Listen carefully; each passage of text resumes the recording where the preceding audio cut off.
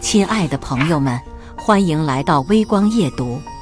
年末公司要发年终奖，老板却突然宣布，将这3个月未发的工资全部充作大家对公司的入股资金。从今往后，咱们就都是能拿分红的股东了，再也不是上下级关系，我们是合作伙伴。我一听就知道，这是公司对员工的服从性测试。只要我们同意了这个方案，将来克扣工资、无偿加班这些事只会越来越多。于是我果断拒绝了。老板却威胁我，年末失业我还怎么养家糊口？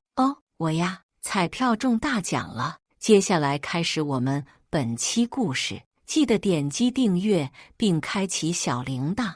部门的同事簇拥在一起讨论年终奖的事。周哥，今年公司的年终大奖肯定是你的，咱公司的销售额40%都是靠你拿下的。就是，咱周哥可是公司的开疆大臣，人事都说了，老板已经拟定好年会的年终奖发放名单，咱周哥肯定是头一个。我笑道，别这么说，老板要是听见了得不高兴了。同事小孙突然喊道，周哥，你看老板在群里发消息了，1个小时后让各部门重量级人物都去开会呢，上面写着是商量年会之事，肯定是给你们提前开小会了。听他这么说，我打开手机看了微信群，果然看见老板艾特了我。虽然嘴上不说，但我心里乐滋滋的。这一年累得都不如狗，真是为了顾客一天24小时待命，这哪是赚钱，这是用命换钱。1个月前，我彩票中了大奖时就有了辞职的念头，可这家公司是我从毕业后一直工作到现在的公司，我对它是有不一样的情感。当年我刚进公司时，这家公司还很小，公司里只有几个员工，是靠我们一步一步努力拼搏，才把这个公司做大的。所以纵使老板对我百般刁难，我还一直坚守在这公司。我走到了会议室，只见公司的管理层和重量级员工个个都已到场了，毕竟是为了年会事宜来开会的，大家的脸上纷纷都挂着喜气。他们见到我就开始调笑道，今年的年终头等大奖肯定非我们销售经理周大洋莫属了。那是，周哥可是我们公司的股肱之臣，没了周哥咱公司得损失多少销售额呀。我挠着头干笑着听他们在这儿叽里呱啦。突然会议室里鸦雀无声，我抬头一看，原来是老板朱大海已经入了座。朱大海清了清嗓子，大家都到了哈，今天开会是真积极哈，大家都了解哈，现在的市场行情很差，公司也举步维艰，今年公司不但不挣钱，还亏损很多。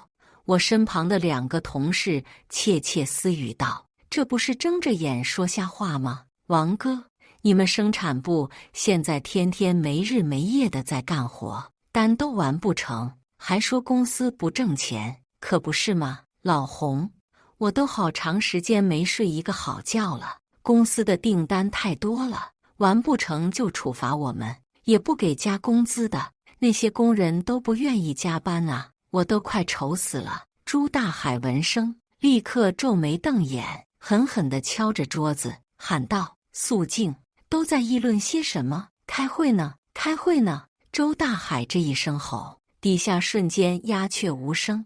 你们别给脸不要脸，这么严肃的时刻不低头默哀，还有脸说小话。现在是我们公司的生死关键时刻，公司就是你们的家，公司没了，你们就没挣钱的地方了，所以大家要团结一心。虽然公司这么困难了，但是该发年终奖还是得发。一听朱大海说起年终奖，本来被骂得垂头丧气的大家纷纷挺起腰杆，抬起头，期待满满的看着朱大海。朱大海神秘一笑，你们都是公司的栋梁支柱，所以我特地给在座的大家每人都准备了一份年终奖。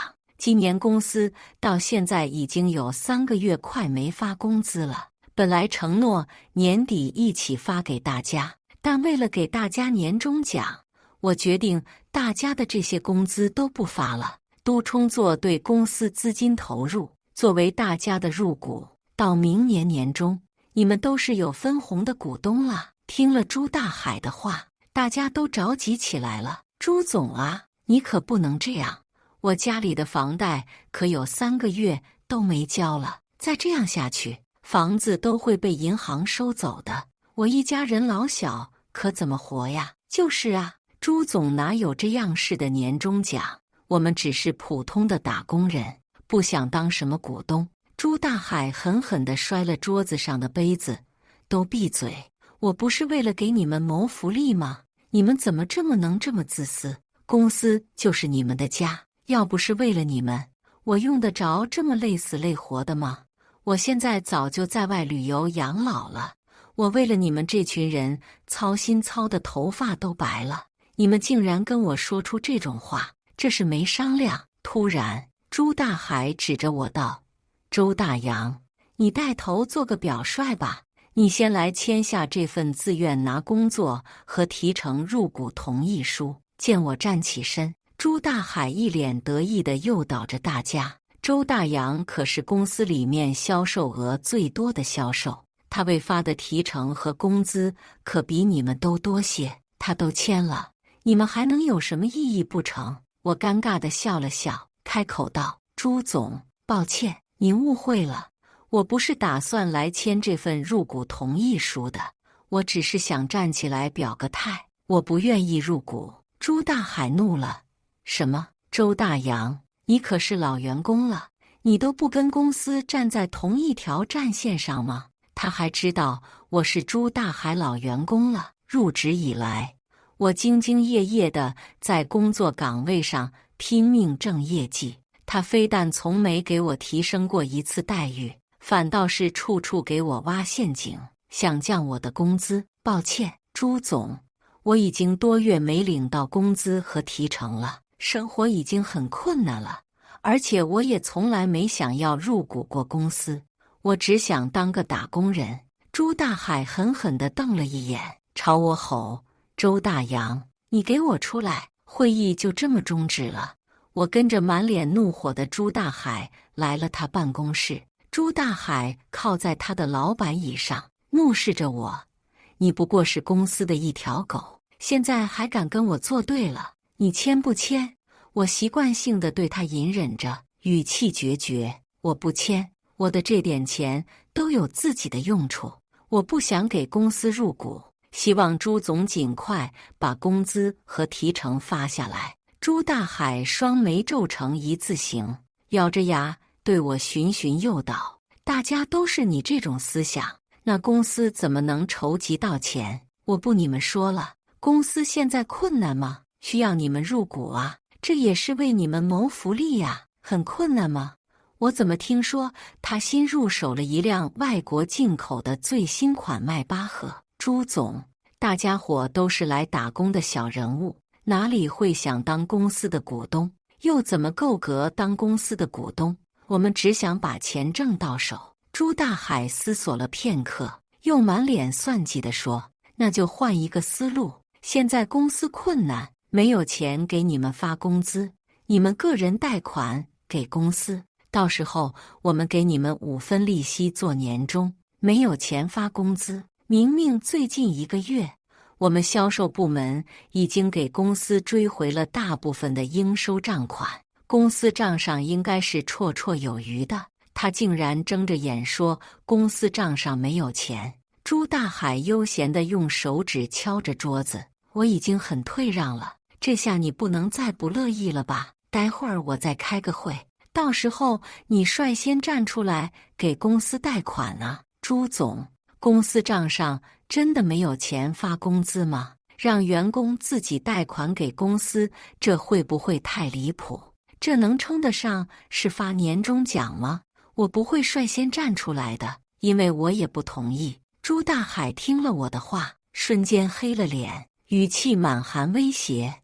你真不干？我坚定地点了点头。朱大海瞥了我一眼，笑得阴险，滚出去。刚出了老板办公室，就看见我女朋友张楠楠正站在不远处。她瞅见我后，立马迎上来问：大杨，听说你被老板留单独谈话去了，我一直在外面，很担心你，怎么样啊？你没事吗？我温柔地朝她笑了笑。楠楠，我没事的，不行我就辞职吧，我总不能坑大家伙坑自己，这马上就要过年了，我不能让大家都没钱回家过年。张楠楠面色不悦，大杨，我觉得还是顺着老板吧，我主要是为你考虑，我怕你。我想也没想，立马打断了他。楠楠，我不能这么做，我也不想这么做，我们都是搬砖的牛马，还要怎么被榨血？张楠楠蹙眉，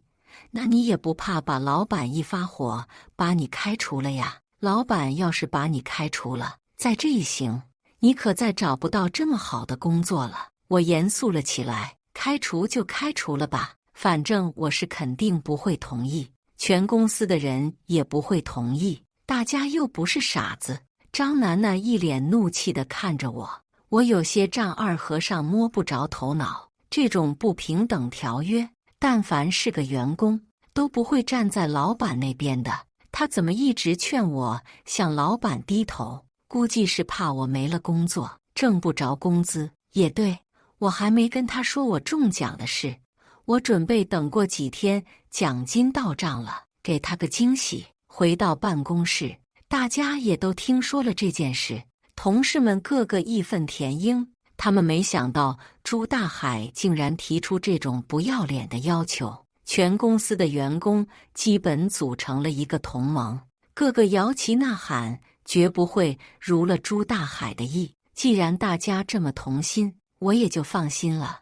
我像往常一样按时下班，却在家门口看见了女友张楠楠。张楠楠一直住在公司宿舍，虽然我租的是个二居室，但张楠楠不肯跟我合住，也从来没有来过我的家。我很意外，笑着问她：我的女朋友大人，你今天怎么大驾光临了？张楠楠扬了扬手里拎着的菜，我来大显身手啊。和张楠楠在一起到如今，一直是我在主动示好，这是她第一次对我这么热情，我的心情很高兴，连忙开门让她进屋。进屋后，她给我烧了菜做了饭，还掏出给我买的2瓶好酒，一直劝我喝酒。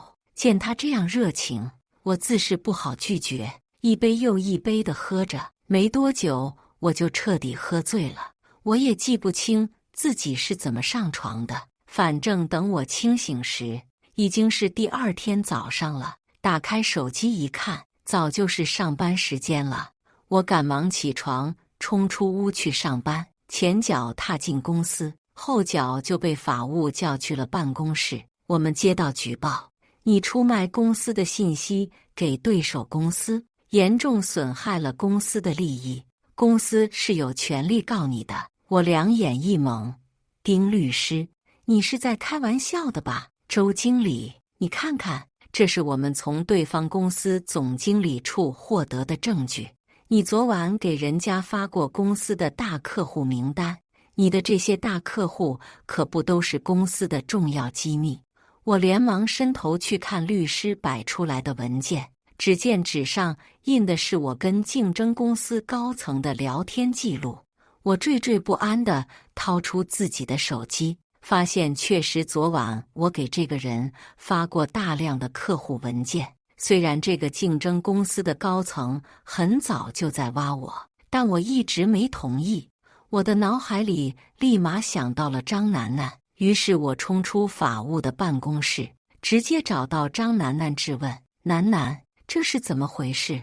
怎么我昨晚给这个人发过公司的客户文件？张楠楠一脸无辜：这是昨晚你酒后发的呀，你自己一直说这家公司在挖你，昨晚你酒喝多了，说就准备跳槽去这家了，所以把文件都转给了对方。我立即反驳：不可能，我昨晚都醉得不省人事，怎么可能发文件？这时，朱大海挺着大肚子，慢悠悠地走了过来，睥睨着我：“别再嘴硬了，难不成你以为你还能洗脱干净吗？我可是能去告你的哦，你很可能要面临坐牢的哦。”哼哼，牛马就是牛马，我捏死你就跟捏死一只蚂蚁一样，还敢跟我叫板？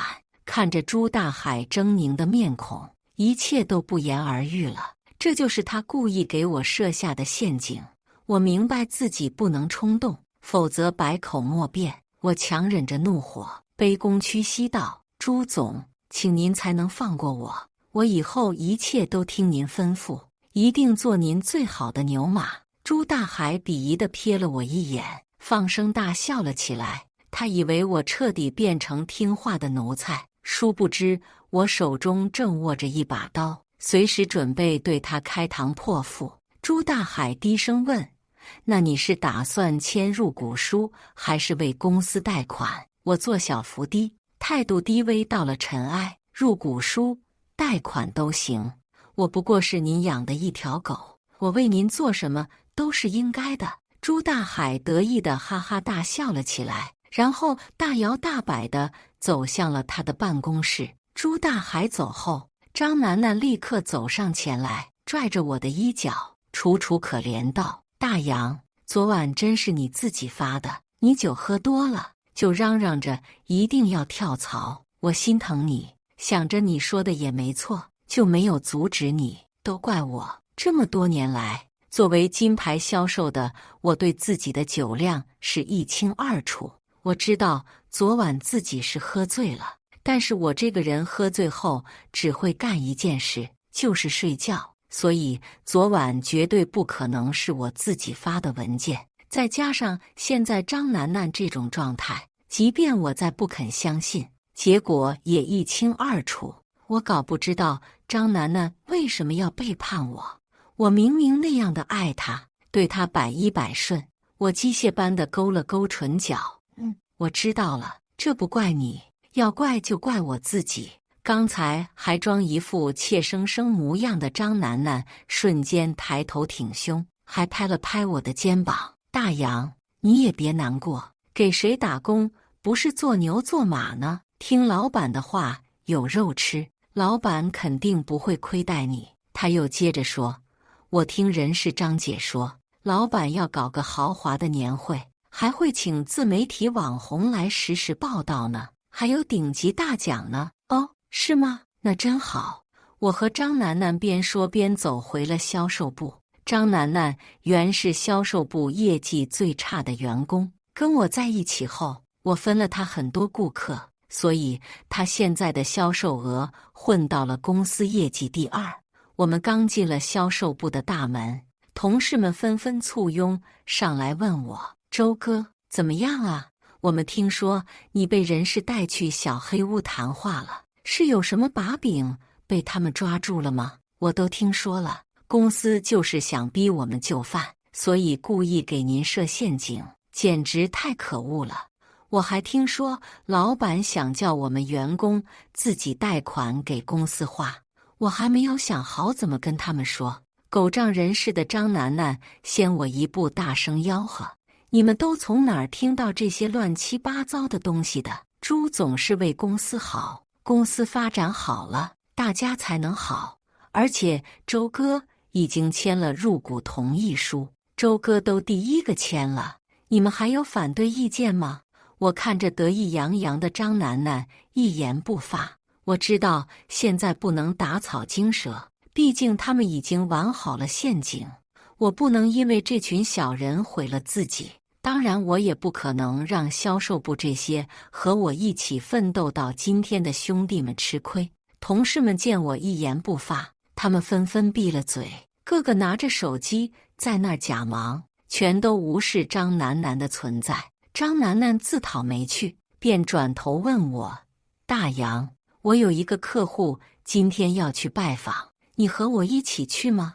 我佯装一脸愁容：“我想陪你一起去，但是今天有个客户要来公司签合约，这个客户是朱总重点关注的客户，我走不开。张楠楠安慰我：“没关系，我们下班再约，别不开心哦。”我先走了呀。见张楠楠走了，同事们个个又活了。周哥，他说的不是真的吧？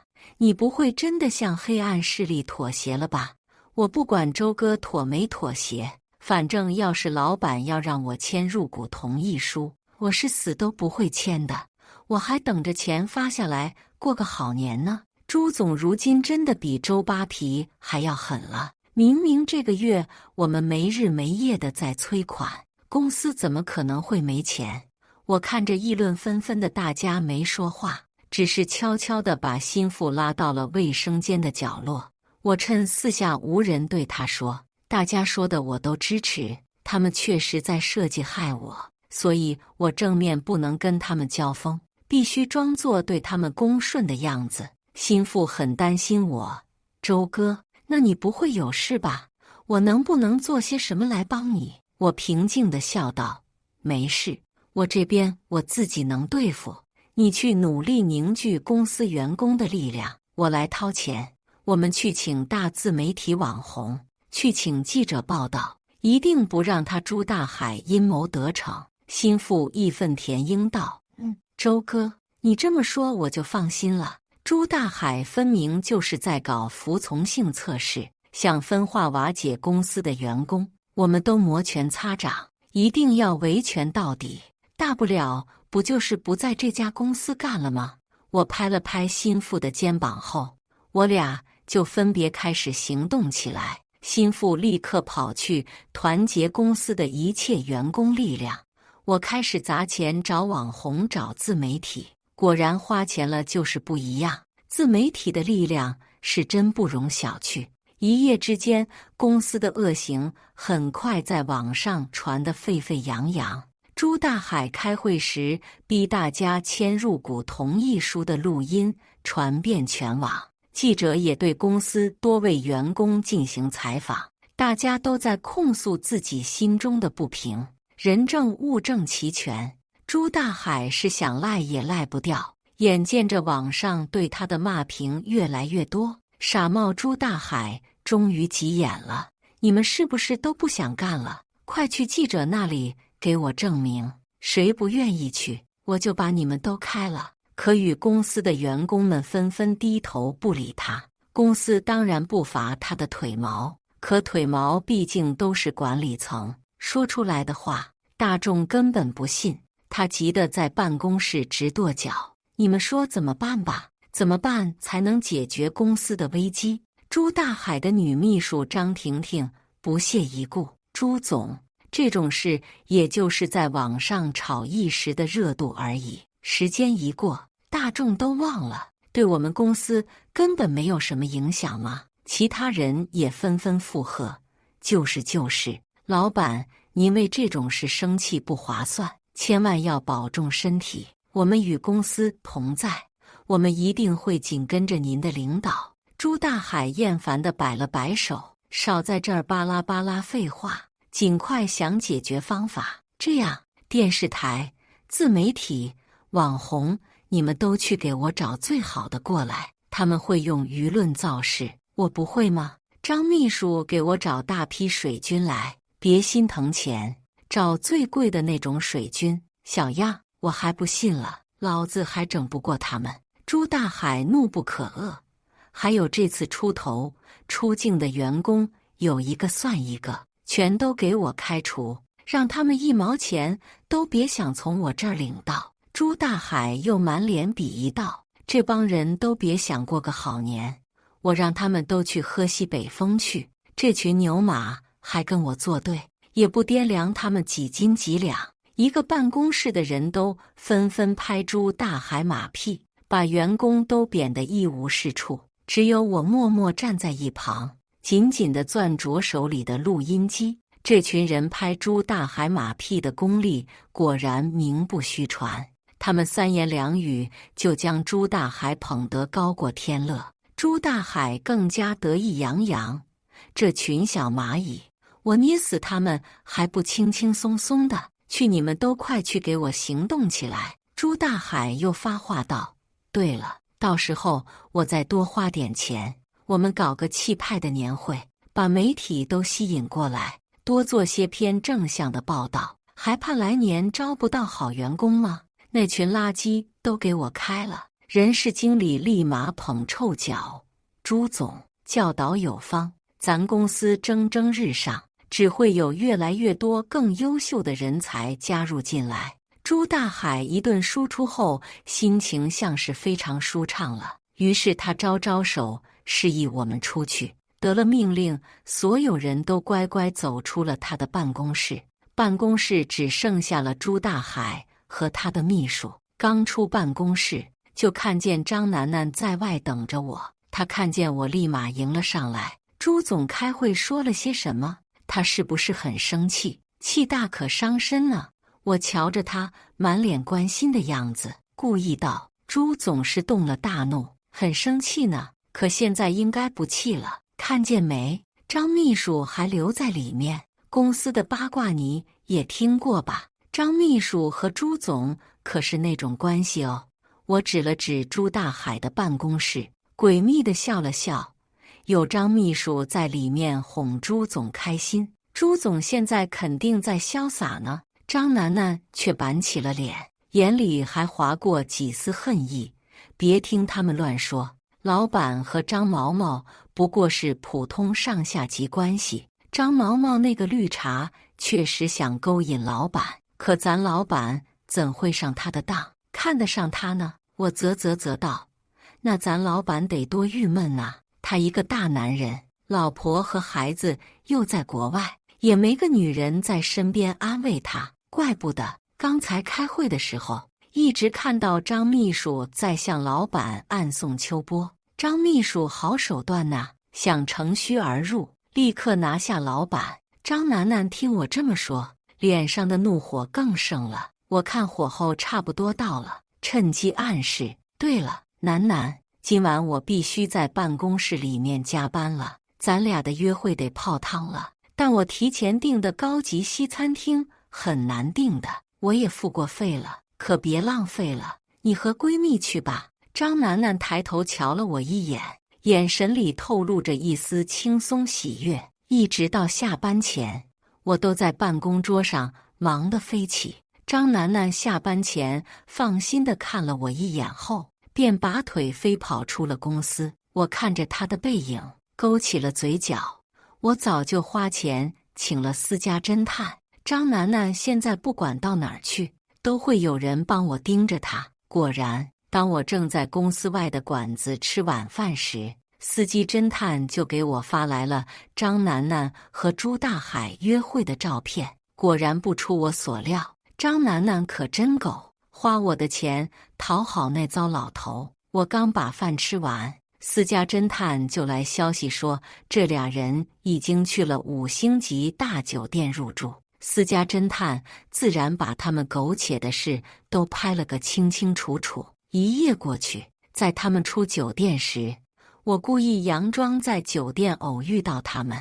我捂着胸口指着他们：你们怎么会在这里？你们？朱大海肉眼可见慌了。小周啊，那个事情不是你想那样啊。他又向张楠楠使眼色：楠楠，你好好跟小周解释解释啊。说完，周大海便背着手大摇大摆地走出了酒店。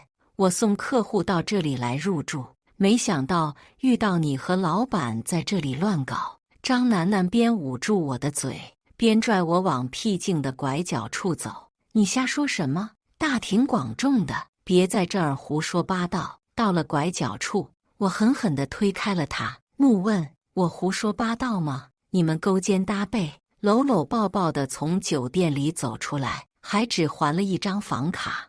你还不承认你昨晚是跟他睡在一起了吗？要不要我去酒店调摄像头？要不要我去前台证实？要不要我闹大，让路人来评评理？我从来对张楠楠百依百顺，从没跟他发过火。第一次见我这样吼他，张楠楠也来了脾气，她索性不装了。对，我就是跟他睡一起了，你能怎么着吧？你有本事吗？你敢得罪他吗？我气得眼里都能喷出怒火。我死死抓住张楠楠的双肩，疯狂地摇晃着他质问：“我问你，你是不是早就跟他在一起了？”我就说我喝醉酒后不可能给竞争公司发客户文件，要到他们公司去入职。张楠楠奋力地打开我，她很恼怒：“是又怎么着？你想干嘛？翻天吗？你要知道，我们进来的时候可都是签了竞业合同的，就算你离职了，5年内都不能在同一行干了。你以为你还能有饭吃吗？”张楠楠露出轻蔑的笑。何况就凭朱总的人脉，你以为你还能找得到工作吗？有本事没有本事，要钱没有钱，一个窝囊玩意在这儿叭叭些什么？听到我想听的，录到我想录的。我终于颓废地放开了他。虽然我搞这一出，只是为了让他自己亲口承认他所干的事，只是为了录音要到证据，可亲耳听到他的话，我还是很心痛。这时，张楠楠的手机响了。张楠楠接起电话，便对着手机撒娇道：“好了，别担心我，有你在，他才不敢对我怎么样。人家一会儿就出来了，你要等我。说好了要带我去商场的，你不能食言。”说罢，他看都不看我一眼，就乐颠颠地向酒店大门外跑。我看着他的背影，轻笑了起来。张楠楠，这时候你恐怕逛不了街了。果然，张楠楠追到酒店外时，朱大海早已驾车扬长而去。朱大海当然得化身飞毛腿跑回他的公司。他以为他搞一些网红自媒体去弄虚作假，整一些虚假的报道和视频就能蒙混过关吗？我早已把他昨天开会的视频发给了记者和网红。现在网友们早就问候了他祖宗18代，网友们个个义愤填膺，甚至号召大众都别买公司的产品，立时要让朱大海的公司倒闭，要让这个黑心老板无路可走。朱大海现在急得一个脑袋2个大，哪里还能有心情带张楠楠去逛街呢？气急败坏的朱大海直接去见了本市最好的公关和律师团队，可他们给出的答案全都是建议朱大海立即发放员工的全部工资，最好多发年终奖，试图以此来挽回公司的口碑，能产生一个积极的报道。朱大海当然不愿意，可眼见网上的舆论越演越烈，他只好一跺脚，咬牙命令财务发放了员工所有的工资。他又人模狗样的在自媒体面前表明之前的一切都是误会，公司还会举办一个声势浩大的年会，会给员工很多的福利。他又花重金请了一批水军，让他们在各个帖子下面做舆论诱导。通过他这一番操作，原本严峻的形势还真好转了起来。朱大海瞬间信心爆棚，开始重金打造这个盛世年会，企图挽回他公司的声誉。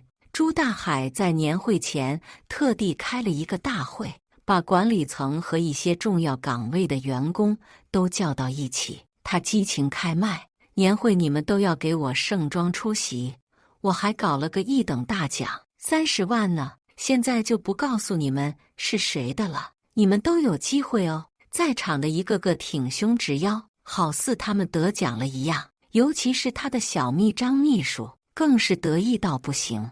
张楠楠也参加了这个会议，她穿过我身边时，一脸挑衅道：“老朱说了，这30万肯定是给我的，你这个穷屌丝，能随随便便就给我30万零花吗？管好你的嘴，不要出去乱说，否则……哼哼，是吗？这30万是给你的，那你要人家张秘书怎么活？”于是我在年会那天，把私家侦探拍到的张楠楠和朱大海偷情的视频全都匿名发给了张秘书。正在布置会场的张秘书勃然大怒，可碍于现场已经围满了人，不止全公司的人都已经赶来了，就连记者和网红都已到场。张秘书只能暂且咬牙先忍着，年会轰轰烈烈地进行，朱大海在会场舞台上激情昂扬地演说，台下的员工也被逼纷纷配合他做戏，给他疯狂地鼓掌。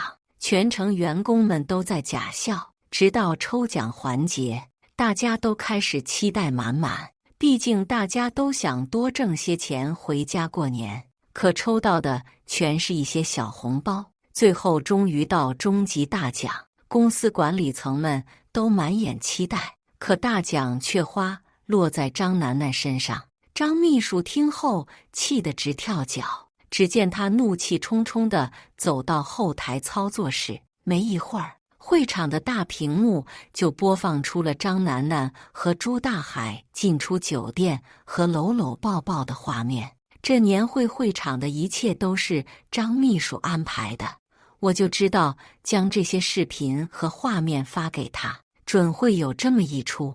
我带头大喊，合着原来朱总是把钱都送给自己的小情人呀，还说什么年终抽大奖给公司最有功劳的人。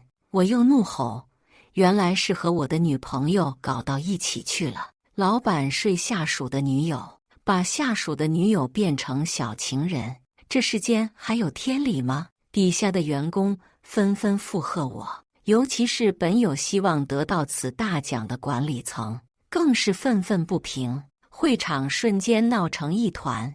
朱大海请的好些自媒体直接在会场直播的，所以这些瞬间就被发到了网上。朱大海不仅没有挽回公司的声誉，反而把舆论推到了更高处。朱大海急了，高声大喊大叫道：“给我把大屏幕、所有摄像头都关了，所有人不能透露出去，否则把你们都开除。”可惜现在摄像头关了，已经来不及。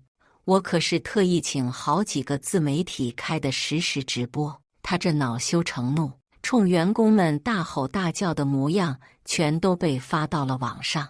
我特意花重金请的那些水军和营销号，在几个钟头就将这个视频传遍了整个网络，网友们群情激昂，开始人肉这家公司，将这家公司扒得底朝天。朱大海做生意怎么会老实呢？税务问题、工商问题、仲裁问题，自是样样皆有。一时之间，网友们纷纷呐喊，避雷朱大海的公司。合作商们见状，纷纷开始要求和朱大海的公司解约。很快，万能的网友找出了朱大海公司的多处不合规操作。网友们向各个专职部门举报了朱大海的公司，私家侦探也为我找来了确切的证据。我更是给财务塞了大红包，财务也给了我很多公司税务问题的证据。我将收集到的所有证据都反映到了有关部门。很快，朱大海的公司就被查封了，朱大海成了人人喊打的对象。不日甚至有牢狱之灾。张楠楠开始哭天抹泪地追着我，说什么都要和我再续旧缘。我根本就不搭理他。如今我要钱有钱，要自由有自由，又怎会搭理这种女人呢？张楠楠追不到我，竟然长跪在我家门口。回家的我到底是被守株待兔了，他逮着了。他抱着我的大腿哭求：“大洋，就给我一次机会吧。我发誓，我以后一定给你当牛做马。我就是怕穷，你也没告诉我，你现在这么富裕了呀？如果我知道的话，肯定不会背叛你的。你以前对我那么好，那么爱我的，你怎么忍心抛下我？”我抬腿狠狠地踹了他一脚，凶神恶煞地对他大声吼道：“滚！”说完，我迅速开门，直接进了家。张楠楠还欲闯入我家，可我重重地关了门，他的手反倒被我的门狠狠地砸中。他发出破天猪叫，我丝毫不为所动，立马关上了家门，又掏出手机报了警。警察很快来到门外，直接带走了一直在门外骚扰我的张楠楠。张楠楠和朱大海的视频早就传遍了全网，现在她不止找不到男人，就连找工作都困难，想回头找我也找不成，还被朱大海的原配夫人告了。朱大海在国外的原配夫人知道了这些事后，立马回国告了朱大海的小三。法院很快派这些小三们还回朱大海老婆和朱大海的婚内财产。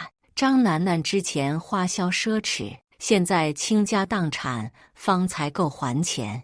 一穷二白的张楠楠就连住所都没了，竟开始沿街乞讨起来。乞讨也不是好讨的，何况她还是个女的。果然，在一个月黑风高的晚上，她被一群流浪汉欺负了。那个地方还是监控死角，被欺负得全身是伤的张楠楠根本无处申冤。张楠楠恨极了，她开始蹲守在朱大海家附近。朱大海花尽钱财，果然保得了自己安然无恙。朱大海还奢望着东山再起，可惜他被守株待兔的张楠楠一刀捅向了胸口，朱大海当场暴毙，张楠楠也被捕入狱。入狱后的张楠楠一心想见我，他在监狱里寻死觅活，监狱长没办法，只能打电话联系我，但我想都没想，一口拒绝了。几天后，狱警打电话告诉我，张楠楠已经自杀死亡了，还说张楠楠希望我能料理她的后事，希望能以我妻子的名义下葬。当然，这次我依然是想都没想直接拒绝了，并且告知狱警再也不要为了张楠楠的事打电话给我。我现在过得很幸福，又怎么会想回顾以前的烂人烂事？感谢大家的观看。本期故事精彩吗？欢迎大家在下方评论区吐槽。如果你喜欢这类故事，记得点击订阅微光夜读，并分享给更多的人，这会对我帮助很大。再次感谢大家的观看。